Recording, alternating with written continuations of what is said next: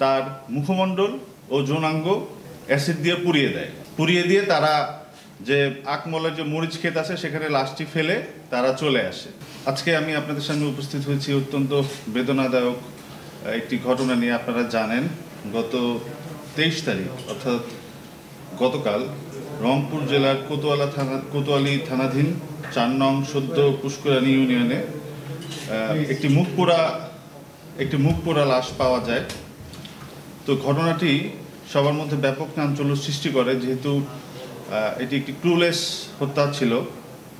তো পুলিশের পাশাপাশি র্যাবও ছায়া তদন্ত শুরু করে। ঘটনাটা লাশ পাওয়া যায় 23 তারিখেই আমাদের যে ভিকটিম অর্থাৎ ইজি বাইক চালক মোহাম্মদ আলী, যার বয়স 17, তার খালু মোহাম্মদ মুক্তার হোসেন, উনি বাদী হয়ে অজ্ঞাতনামা আসামিদের বিরুদ্ধে একটি মামলা দায়ের করেন। উনি সবাইকে জানান যে ভিকটিম, যিনি ইজি বাইক চালক মোহাম্মদ আলী, ভিকটিম অর্থাৎ মুক্তার হোসেন যিনি বাদী, তার ভাগিনা মোহাম্মদ আলী তার ইজি বাইকটাই ভাড়ায় চালাতো। তো গত 21 তারিখ অন্যান্য দিনের মতোই তার ভাগিনা আমাদের ভিকটিম মোহাম্মদ আলী বাইকটি ভাড়ায় চালাতে নিয়ে যায়, কিন্তু পরবর্তীতে আর ফেরত আসে না। ওই দিন রাতের বেলা 9টার সময় ফোন করে তার মোবাইল বন্ধ পাওয়া যায়। পরবর্তীতে তারা খোঁজাখুঁজি করতে থাকে এবং 23 তারিখে যখন তারা লাশটি পায় তখন তারা অজ্ঞাতনামা আসামিদের বিরুদ্ধে একটি মামলা দায়ের করে। ঘটনার পর থেকে র্যাব ছায়া তদন্ত শুরু করে এবং সন্দিগ্ধ হিসাবে, সবচেয়ে অবাক করা বিষয়, সন্দিগ্ধ হিসাবে র্যাব মামলার যে বাদী অর্থাৎ ভিকটিমের খালু মোহাম্মদ মুক্তার হোসেন, সাথে ইজি বাইক চালক রেদওয়ান মিয়া এবং মোহাম্মদ ইসলাম মিয়া নামে তিনজন সন্দিগ্ধ ব্যক্তিকে গ্রেফতার করে। পরবর্তীতে জিজ্ঞাসাবাদে তারা জানায় ইজি বাইক চালক রেদওয়ান মিয়া মোহাম্মদ মুক্তার হোসেনের পরামর্শে, অর্থাৎ বাদী যে খালু তার পরামর্শেই ইজি বাইক চালক রেদওয়ান মিয়া 21 তারিখ বাইকটি ভাড়া নেয়।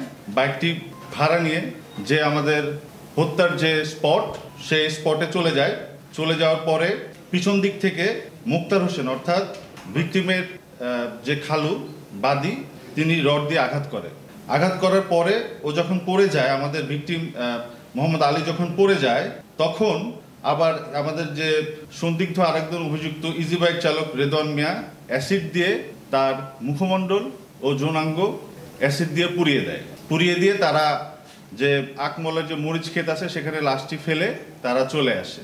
আমরা 3জন আসামিকে, সন্দিগ্ধ ব্যক্তিকে এখন পর্যন্ত ধৃত করেছি। আমরা তাদেরকে পরবর্তী আরও অধিকতর তদন্তের জন্য যে সংশ্লিষ্ট থানা, সেই থানায় হ্যান্ডওভার করে দেব।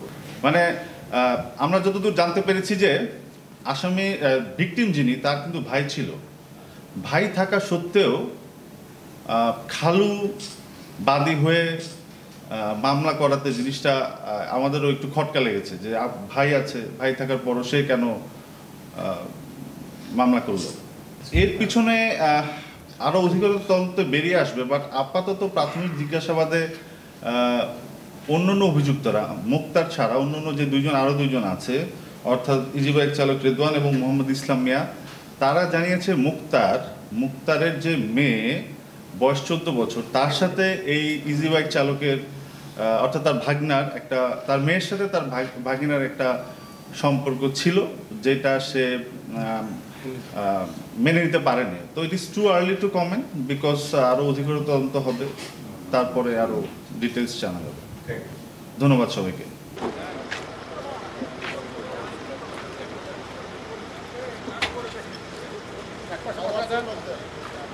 তুষার ভাই, আপনি তো আমাদের ট্রেনগুলো নষ্ট